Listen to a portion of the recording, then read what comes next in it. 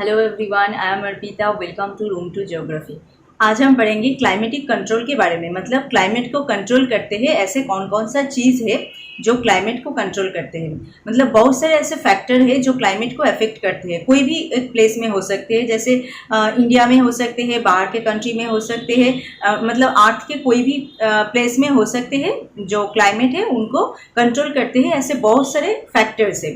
ठीक है, इंडिया का जो क्लाइमेट है उनको जो जो चीज़ कंट्रोल करते हैं उनका मैं अलग से वीडियो बनाऊंगी। यहाँ पे मैं बस इन जनरल जो क्लाइमेटिक कंट्रोल है उनके बारे में आज हम डिस्कस करेंगे। ठीक है, मेजर जो क्लाइमेटिक कंट्रोल है वो है 6। उनमें पहला है लैटिट्यूड। लैटिट्यूड एक बहुत इंपॉर्टेंट क्लाइमेटिक कंट्रोल है जो कोई एक जगह मतलब कोई एक प्लेस का जो क्लाइमेट है उनको कंट्रोल करते हैं। तो लैटिट्यूड कैसे कंट्रोल करते हैं? तो इस इमेज में आप देख रहे हो कि ये मिडिल का जो पार्ट है ये है इक्वेटर, एंड ये नीचे का जो पार्ट है ये है ट्रॉपिक ऑफ कैप्रिकन, एंड ये ऊपर का पार्ट है ये है ट्रॉपिक ऑफ कैंसर, एंड ये नीचे है साउथ पोल, एंड ये ऊपर है नॉर्थ पोल। क्योंकि इनके ऊपर है ऐसे नॉर्थ है एंड इनके नीचे है साउथ। ठीक है, सनराइज जो है वो डायरेक्टली इक्वेटर पे स्ट्राइक करेगा, एंड इक्वेटर से जब धीरे धीरे अब नॉर्थ पोल की तरफ जाओगे ऐसे, तो सनराइज क्या होगा, डायरेक्टली नहीं जाएगा, तो ये धीरे धीरे कम हो जाएगा, मतलब एंगल क्रिएट करेगा ऐसे, तो धीरे धीरे सनराइज इन सब जगह पे कम होगा। एंड इधर से अब अगर साउथ पोल की तरफ आओगे तब भी सेम होगा, मतलब यहाँ पे भी एंगल क्रिएट होगा, लो एंगल क्रिएट होगा, तो जो सनलाइट होता है वो कम होगा आने में। तो यहाँ पे जो इक्वेटर है यहाँ पे डायरेक्टली स्ट्राइक करता है, तो छोटा सा जगह में बहुत ज़्यादा सनरेज यहाँ पे मतलब आते हैं। एंड यहाँ पे क्या होता है, जब आप नॉर्थ की तरफ जाओगे एंड साउथ की तरफ जाओगे सेम ही है।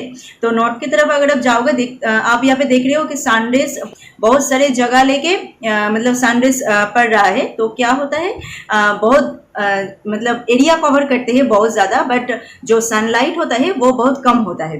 ठीक है, एंड इक्वेटर में आप क्या देख रहे हो, एरिया बहुत कम है, मतलब छोटा सा जगह में डायरेक्टली जो सनरेज जा रहा है, तो बहुत स्ट्रॉन्ग मतलब सनलाइट वहाँ पे आते हैं, मतलब इक्वेटर पे। एंड अगर आप नॉर्थ की तरफ जाओगे एंड ऐसे साउथ की तरफ आओगे तो देखोगे क्या बहुत एरिया लेके सनरेज रिसीव हो रहा है, बट वहाँ पे जो इंटेंसिटी है वो कम है। ऐसे लैटिट्यूड की वजह से जो क्लाइमेट है वो कंट्रोल होता है। मतलब लैटिट्यूड जैसे है सनरेज उनके अकॉर्डिंग ही मतलब सबको रिसीव होता है। ठीक है, तो नॉर्थ पोल की तरफ अब आपको तो पता ही है नॉर्थ पोल में क्या है, ये north pole and south pole ये मेनली बर्फ से कवर होता है, एंड इक्वेटर जो है यहाँ पे है सबसे ज्यादा मतलब टेम्परेचर। ठीक है, एंड इक्वेटर से जब आप नॉर्थ की तरफ जाओगे, नॉर्थ पोल की तरफ, एंड साउथ की तरफ, साउथ पोल की तरफ आओगे, तो क्या होगा, टेम्परेचर जो है वो धीरे धीरे कम होता जाएगा, मतलब टेम्परेचर डिक्रीज होगा। तो ऐसे ही लैटिट्यूड जो है वो एक बहुत इंपॉर्टेंट फैक्टर है जो क्लाइमेट को कंट्रोल करते हैं। मतलब कोई भी एक प्लेस का जो क्लाइमेट है उनको कंट्रोल करते हैं लैटिट्यूड, ये एक बहुत इंपॉर्टेंट है। तो क्या है, due to the curvature of the earth the amount of solar energy received varies place to place. तो हमने अभी जो इमेज पे दिखाया है आपको, जो अर्थ का ये जो कर्वेचर है, मतलब अर्थ इनका जो शेप है, इनकी वजह से ही सनलाइट जो है मतलब एक एक जगह पे कम, कुछ जगह पे कम रिसीव होता है, कुछ जगह पे ज्यादा रिसीव होता है। तो ऐसे ऐसे होता है क्योंकि अर्थ यहाँ पे ऐसे राउंड है। अगर अर्थ राउंड नहीं होता, ऐसे स्ट्रेट होता, ऐसे मानो अर्थ ऐसे स्ट्रेट होता एंड सनरेज यहाँ से जाता, तो क्या होता, ये पूरा मतलब डायरेक्टली जाता है ऐसे।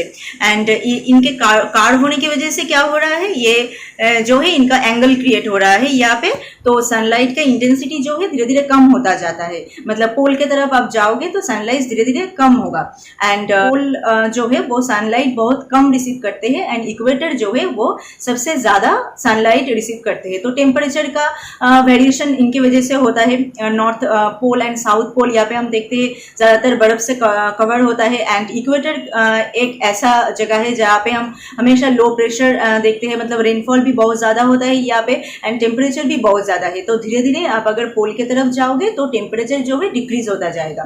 तो यहाँ पे क्या है, एज अ रिजल्ट या temperature decreases from equator towards the pole. ठीक है, तो अर्थ का ये शेप ऐसा होने की वजह से ही जो ये सनलाइट जो है एक एक जगह पे मतलब कम, कुछ जगह पे ज़्यादा ऐसा रिसीव होता है। तो ये जो लैटिट्यूड है ये क्लाइमेटिक कंट्रोल में बहुत इंपॉर्टेंट एक रोल प्ले करते हैं ये लैटिट्यूड। इस जगह पे अगर कोई जगह होगा, कंट्री होगा, तो वहाँ पे क्या होगा, सनलाइट यहाँ पे डायरेक्टली आ रहा है तो यहाँ पे टेम्परेचर जो है बहुत ज़्यादा होगा, एंड यहाँ पे क्या होगा, टेम्परेचर इनसे तो कम होगा, एंड नॉर्थ पोल के एरिया में टेम्परेचर तो बहुत ही कम होगा। तो ऐसे ही जो टेम्परेचर के वेरिएशन है एंड इनके साथ साथ रेनफॉल का भी वेरिएशन हो जाता है, मतलब टेम्परेचर इनके साथ रेनफॉल ये भी इंटरकनेक्टेड है। तो ऐसे ही सभी क्लाइमेटिक जो एलिमेंट है सभी एक दूसरे के साथ इंटरकनेक्टेड है।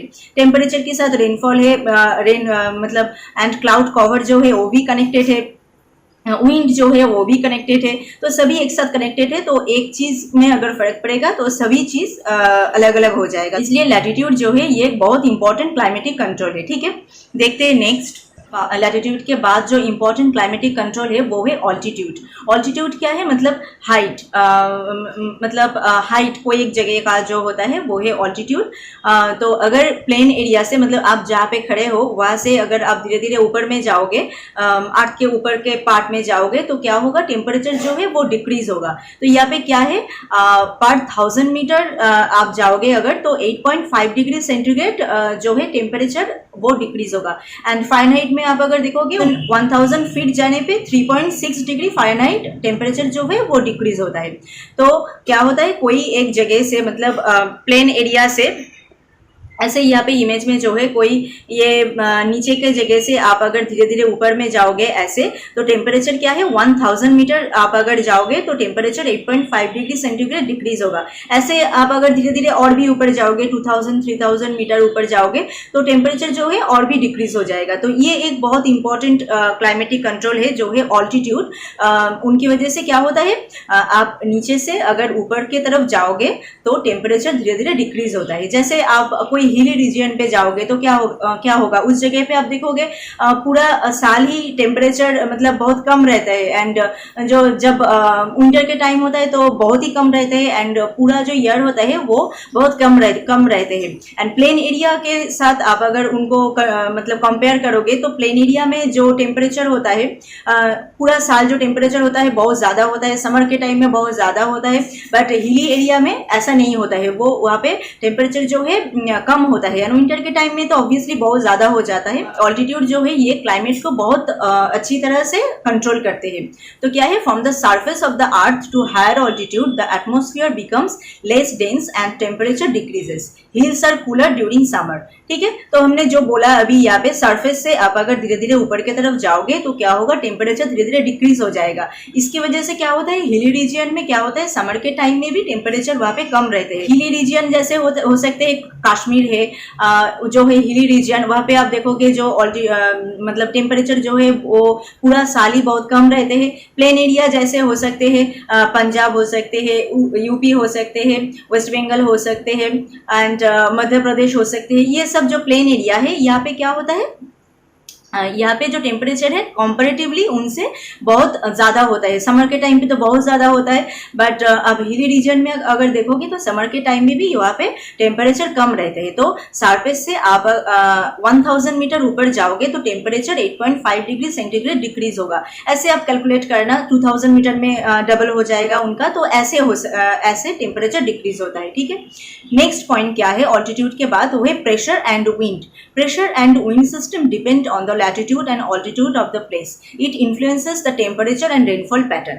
तो एयर प्रेशर में क्या है, लैटिट्यूड के साथ साथ प्रेशर जो है वो चेंज होता है। जैसे हमने यहाँ पे दिखाया था, पिछले स्लाइड में हमने जो दिखाया था, यहाँ पे हमने जो दिखाया था, ये जो इक्वेटर है यहाँ पे सनलाइट क्या होता है, डायरेक्टली स्ट्राइक करते हैं, यहाँ पे डायरेक्टली आते हैं, तो इनकी वजह से यहाँ पे क्या होता है, यहाँ पे लो प्रेशर क्रिएट होता है इक्वेटर में। उनके बाद यहाँ पे धीरे धीरे आप अगर नॉर्थ की तरफ जाओगे तो यहाँ पे हाई प्रेशर क्रिएट होता है, यहाँ पे लो, एंड साउथ की तरफ भी यहाँ पे भी हाई प्रेशर, मतलब टेम्परेचर कम जहाँ पे होगा वहाँ पे हाई प्रेशर क्रिएट होगा, एंड टेम्परेचर ज्यादा जहाँ पे होगा तो वहाँ पे लो प्रेशर क्रिएट होगा। ऐसे लैटिट्यूड जो है वो प्रेशर को बहुत अच्छी तरह से कंट्रोल करते हैं। लैटिट्यूड की वजह से से, मतलब विंड प्रेशर जो है वो एक एक जगह पे एक एक तरह के हो सकते हैं। एंड क्या होता है, it influence the temperature and rainfall pattern. Obviously low pressure जहाँ पे होगा वहाँ पे टेम्परेचर बहुत ज़्यादा होगा एंड रेनफॉल भी बहुत ज़्यादा होता है। एंड हाई प्रेशर जहाँ पे होता है वहाँ पे टेम्परेचर बहुत कम होता है एंड रेनफॉल वहाँ पे भी कम होता है। तो प्रेशर जो है ये टेम्परेचर एंड रेनफॉल इनके साथ कनेक्टेड है।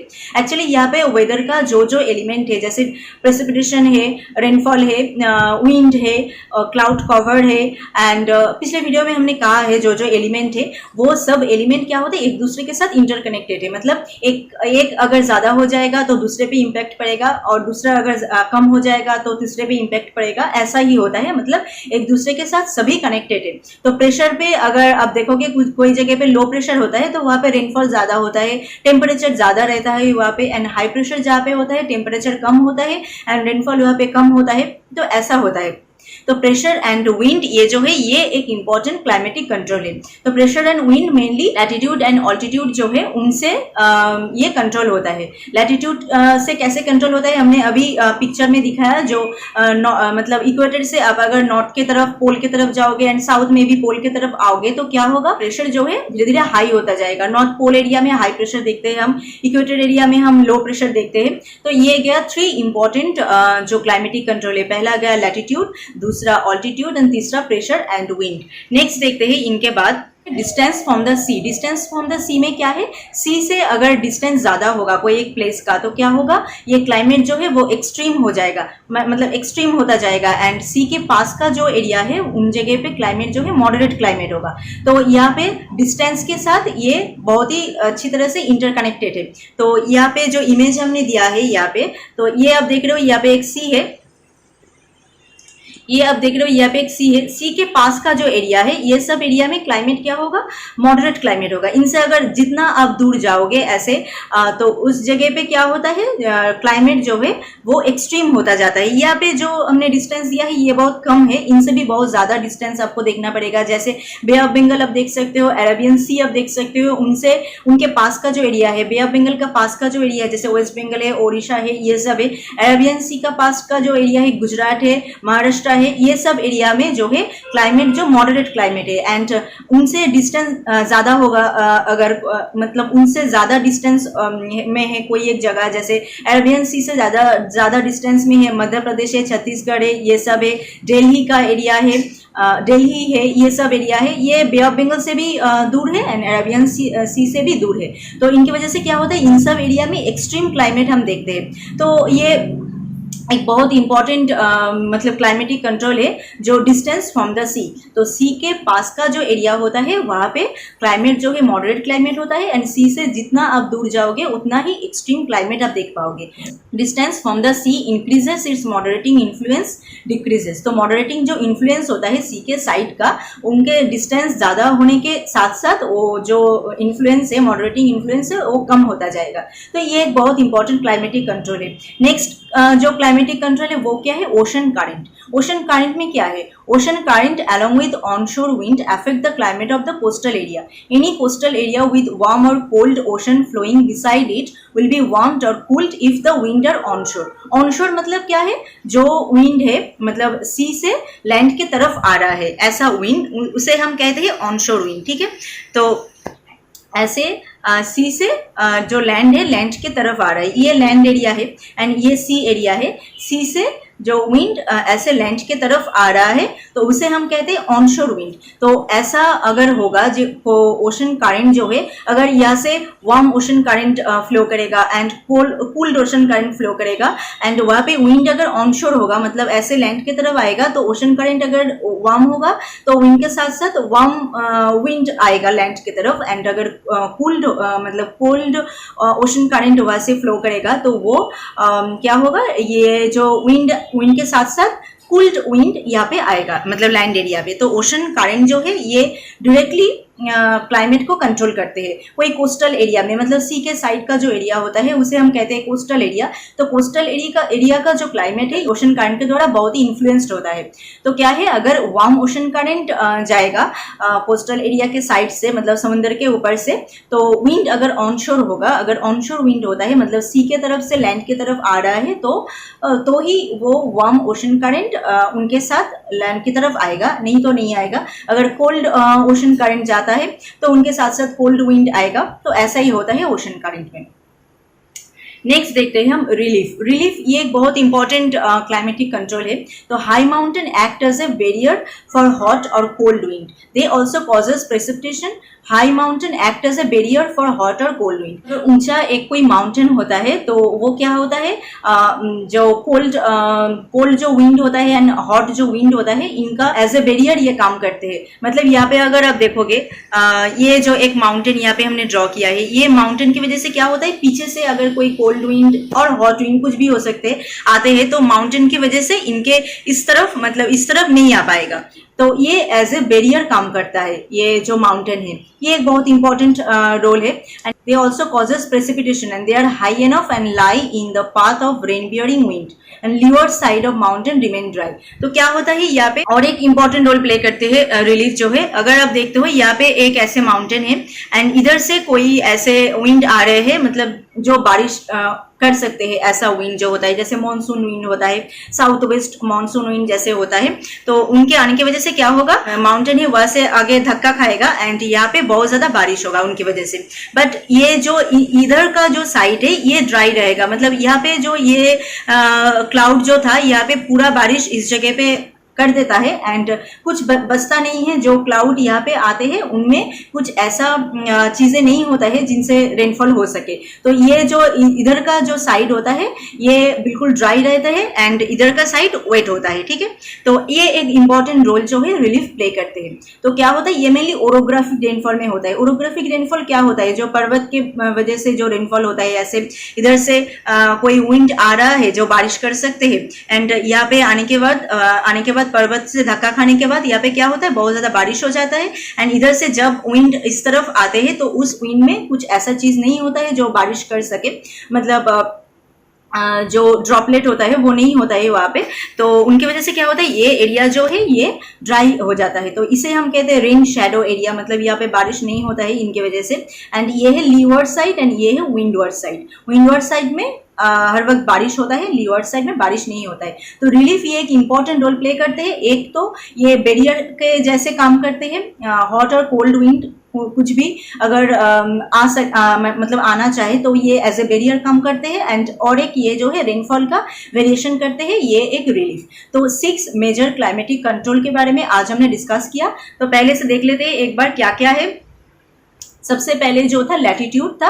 इक्वेटर से आप अगर नॉर्थ की तरफ एंड साउथ की तरफ पोल एरिया की तरफ जाओगे तो क्या होगा, सनलाइट का जो वेरिएशन है, इंटेंसिटी है, वो धीरे धीरे कम होता जाएगा। टेम्परेचर रिसीव करना कम होता जाएगा। तो ये एक बहुत इंपॉर्टेंट क्लाइमेटिक कंट्रोल है लैटिट्यूड, जो जिनकी वजह से टेम्परेचर जो है कंट्रोल होता है। एंड टेम्परेचर के साथ साथ और सब कुछ ही कंट्रोल होता है। रेनफॉल, क्लाउड कवर, विंड, ये सभी कंट्रोल होता है इनके वजह से। तो इनके बाद क्या था, ऑल्टीट्यूड। अगर सरफेस से ऊपर की तरफ जाओगे धीरे धीरे तो क्या होगा, हाइट बढ़ने से जो टेम्परेचर है वो धीरे धीरे डिक्रीज होता जाएगा। प्रेशर एंड विंड में क्या होता है, latitude and altitude he pressure and wind में बहुत इंपॉर्टेंट रोल प्ले करते हैं। लैटिट्यूड के साथ साथ क्या होता है, इक्वेटर में प्रेशर होता है लो, क्योंकि वहाँ पे बहुत ज्यादा सूरज की किरणें गिरते हैं वहाँ पे। एंड आप अगर पोल एरिया में जाओगे तो वहाँ पे हाई प्रेशर क्रिएट होगा, क्योंकि वहाँ पे सनरेज ज्यादा जाता नहीं है, तो वहाँ पे हाई प्रेशर क्रिएट होता है। एंड ये influence the temperature rainfall. Obviously सभी जो एलिमेंट है, हमने पहले भी कहा है, सभी जो एलिमेंट है एक दूसरे के साथ इंटरकनेक्टेड है। एक पे अगर इम्पैक्ट पड़ेगा तो सभी पे इम्पैक्ट पड़ेगा, ठीक है। नेक्स्ट क्या है, इनके बाद डिस्टेंस फ्रॉम द सी के साइड का जो पार्ट होता है वो मॉडरेट क्लाइमेट रिसीव करता है। एंड सी से अगर अब डिस्टेंस ज्यादा होता जाएगा, सी से डिस्टेंस ज्यादा होता जाएगा तो क्लाइमेट जो है वो धीरे धीरे एक्सट्रीम होता जाएगा। तो ये एक बहुत इंपॉर्टेंट रोल प्ले करते हैं। क्लाइमेटिक कंट्रोल में। नेक्स्ट है ओशन करंट। ओशन करंट क्या है? कोस्टल एरिया के साइड से सी के ऊपर से अगर वार्म ओशन करंट जाते हैं तो विंड के साथ साथ वार्म विंड कोस्टल एरिया में आएगा, एंड कोल्ड ओशन करंट जाते हैं तो विंड के साथ साथ कूल मतलब ठंड विंड जो है वो आएगा। नेक्स्ट पॉइंट क्या था? वो है रिलीफ। रिलीफ क्या है? ये बैरियर एज ए बैरियर काम करते हैं हॉट एंड कोल्ड विंड का, एंड रेनफॉल पैटर्न में भी ये मतलब इंपॉर्टेंट रोल प्ले करते हैं। तो ये 6 जो है ये है major climatic control of any place, मतलब कोई भी एक प्लेस हो सकते हैं जहाँ पे ये सब जो चीजें हैं ये क्लाइमेट को कंट्रोल करेगा। ठीक है, तो आज के वीडियो में बस यही तक ही था। नेक्स्ट वीडियो में हम इंडिया का जो क्लाइमेट है वो स्टार्ट करेंगे, एंड वहाँ पे भी इंडिया में भी ऐसे बहुत सारे इंपॉर्टेंट फैक्टर्स है जो इंडिया के क्लाइमेट को भी मतलब ऐसे इन्फ्लुएंस करता है, तो उनके बारे में हम धीरे धीरे डिस्कस करेंगे। तो आज यही तक ही है, मिलते हैं एक नए वीडियो में नए टॉपिक के साथ। ठीक है, एंड आपको अगर कुछ कहना है इनके मतलब आज के टॉपिक से तो आप हमें कमेंट कर सकते हो। Thank you.